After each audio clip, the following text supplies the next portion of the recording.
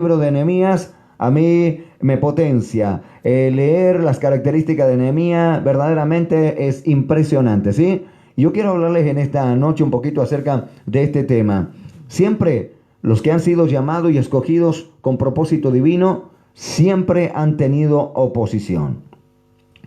Si vamos a la Biblia, desde Adán, Dios creó a Adán con propósitos divinos. Dios creó a Adán para que pudiera Adán verdaderamente y Eva disfrutar de toda la vida buena que Dios les había entregado. Pero sin embargo hubo oposición y rápidamente el adversario quiso destruir el plan perfecto del Señor.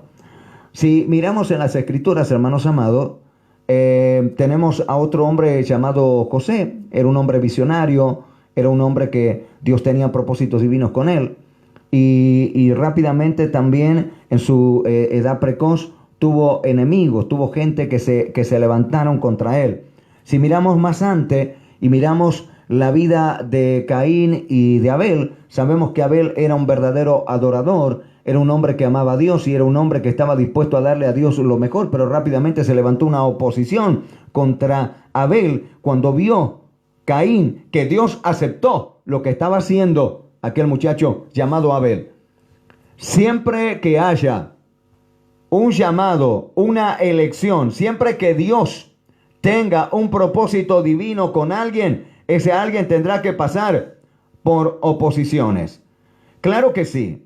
Y las oposiciones pueden ser físicas, las oposiciones pueden ser espirituales, las oposiciones pueden ser mentales, las oposiciones pueden ser espirituales, las oposiciones pueden también venir de líderes eclesiásticos, de amigos, de familiares, de cónyuges, de hijos. Las oposiciones pueden presentarse en cualquier momento y en cualquier etapa.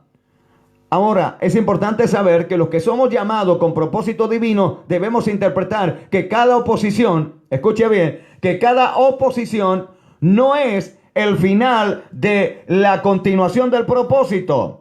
No, sino que debemos interpretar que cada oposición es un nivel que es necesario que nosotros atravesemos para poder alcanzar, hermanos amados, el mayor nivel de crecimiento y de desarrollo en lo que Dios está emparejando o preparando para nuestra vida. Por ejemplo, hablando de José, él tuvo que pasar por el proceso del menosprecio en su casa, de ser burlado por sus seres queridos, de ser vendido por sus hermanos, de ser traicionado. Él tuvo que pasar, hermanos amados, por el proceso de ser acusado injustamente de violación. Él tuvo que atravesar momentos muy difíciles, pero muy difíciles. Pero sin embargo, en ese proceso, Dios nunca lo abandonó, porque quiero que entienda todo aquel que tiene un llamado divino de parte del Señor. No importa cuántos procesos tú tengas que pasar, si tienes verdaderamente un llamado y eres un escogido divinamente para cumplir un propósito del Señor, el Padre nunca te va a abandonar, el Padre nunca te va a defraudar y el Padre te va a preservar. Cuando el enemigo se levantó contra Sadrach, Mesach y Abednego en el libro de Daniel, en el capítulo 3, dice que fueron los tres muchachos lanzados a un horno de fuego recalentado 7 veces más de lo acostumbrado.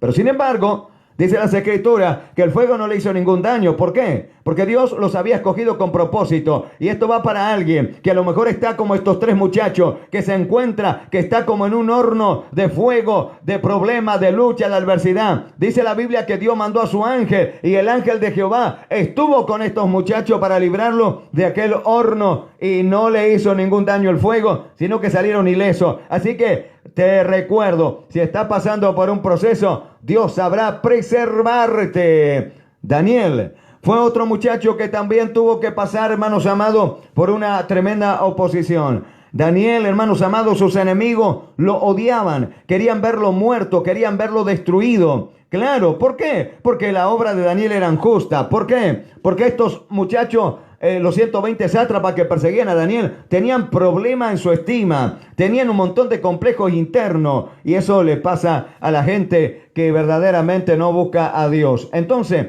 dice que lo persiguieron hasta que lo llevaron a una cueva llena de leones hambrientos. Pero sin embargo, Dios no lo abandonó a Daniel. Sin embargo, Dios lo preservó y lo sacaron ileso del medio de esa cueva. ¿Por qué? Porque vuelvo a decirte, Dios siempre preserva, defiende, cuida y le da la victoria a los que verdaderamente Él escoge con propósito divino. Y llegamos a la historia que recién estábamos leyendo. Nehemías. Dice las Escrituras que Nehemías comenzó a reconstruir las murallas, comenzó a reconstruir, hermanos, la ciudad que había sido destruida, comenzó a reconstruir el lugar donde iba a presentar el sacrificio, donde iban a presentar adoración al Señor. Comenzaron a ser reparadas las puertas de la ciudad, porque si hay algo que usted siempre debe tratar de hacer para que el enemigo no ingrese, es tener buenas puertas, es cerrar puertas. El tema es que a veces hay personas que, a ver, la ciudad representa su vida, ¿no? O nuestra vida. La ciudad representa nuestra vida. Si, si de repente en la vida de los individuos hay puertas abiertas, el enemigo se infiltra, se mete y produce un montón de daño. Claro que sí. Entonces, lo primero que quiso también restaurar, ¿sí? De entre todas las cosas, ¿sabe qué fue? No solo la muralla, sino las puertas. Porque una vez que vos le cerrás la puerta, el enemigo no puede entrar. Hay personas que a veces están pasándola mal porque le abren puertas al enemigo, le abren puertas,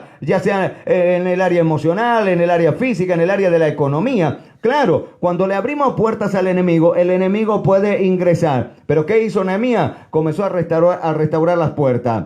Y dice que comenzaron a trabajar y comenzó una unidad en equipo a trabajar y la obra comenzó a avanzar. Porque siempre que hay unidad y siempre que aprendemos a trabajar en equipo, todo tiene que avanzar. Una familia que avanza en unidad, entonces va a tener éxito. Una iglesia, ministros, líderes, que verdaderamente trabajamos en unidad y que nos unimos y hacemos cosas buenas para bendecir, entonces tiene que tener éxito eso, hermano. Porque así dice las Escrituras, Salmo 133, que Dios envía bendición cuando hay unidad y estamos juntos. Entonces, miren esto, dice que estaban trabajando y mientras ellos estaban trabajando y estaban haciendo la obra, dice que los enemigos presentaron oposición. ¿Cuál era el propósito del enemigo? Dice que era frenar la obra. ¿Cuál era el propósito del enemigo? Frenar la obra, claro. ¿Y cuál es el propósito mayor del enemigo? Hermanos amados, el trabajo mayor del enemigo es detener a la gente que tiene propósitos divinos. Claro que sí. Por eso que el adversario atacó a Jesús, porque dijo, si lo mato a Jesús, se terminó el propósito divino. Y resulta que él le salió mal. Porque todo lo que hace el enemigo en contra de la vida de los escogidos del Señor, le sale mal. Por eso, señoras y señores, esta es una temporada para confiar en el Eterno y saber que Él te va a proteger y te va a resguardar. Ahora escuche, dice las Escrituras que Sanballat, Gesem, Tobías, los árabes, se levantaron, sí, en oposición contra este hombre que era un escogido con propósito divino. Quiero que anotes elementos o armas que el enemigo utilizará para detener a las personas con propósitos divinos. Elementos o armamento que el enemigo utilizará para detener a los que tienen propósitos divinos. Número uno, menosprecio. Los enemigos siempre utilizarán el menosprecio. Así como lo utilizó Sanballat. ¿Qué van a hacer estos débiles judíos? Si estos son todos fracasados. Estos no van a ir más que eso no van a ir. Esto se va a caer, se va a deteriorar. Estos no tienen fuerza para nada, son debiluchos. Claro. ¿Por qué? Porque la persona que te menosprecia se cree mejor que vos. Cuando vos escuches a alguien menospreciando a otro, ese se cree mejor que los demás. Y cuando alguien se cree mejor que los demás y cree y tiene un concepto equivocado de sí mismo y tiene un concepto de sí mismo mucho más alto del que debe tener, eso se transforma en orgullo, en arrogancia, en pedantería. Entonces Sanballat era un pedante, era un arrogante, era un orgulloso, era un altivo. Así como hay un montón de gente que hoy también transita por la vida. Y que estas personas viven menospreciando a la gente que se dedica a hacer cosas a favor del reino y a favor de Dios. El enemigo siempre te va a menospreciar. ¿Qué le pasó a José? Recién hablábamos. Los hermanos lo menospreciaron. ¿Cómo este siendo el menor? ¿Cómo puede ser que Dios le dé a él revelación, le dé sueño, le dé visión? ¿Cómo él va a